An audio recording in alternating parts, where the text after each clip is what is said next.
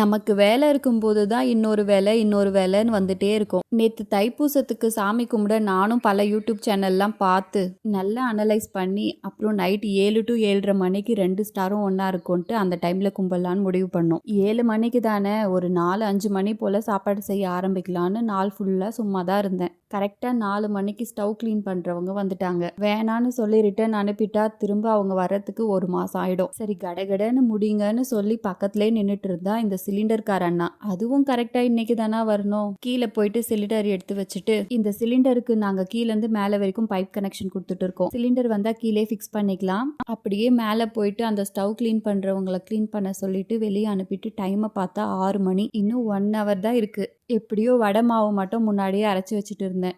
சாப்பாடு செஞ்சுட்டு இருக்கும்போதே கரண்ட் வேற ஆஃப் ஆயிடுச்சு. அதனால சாப்பாடு செய்கிறத வீடியோஸ் எடுக்க முடியல. ஃபோட்டோவே ஃப்ளாஷ் போட்டு தான் எடுத்தேன். அவசரமாக பண்ணாலும் எல்லாமே நல்லபடியாக முடிஞ்சது.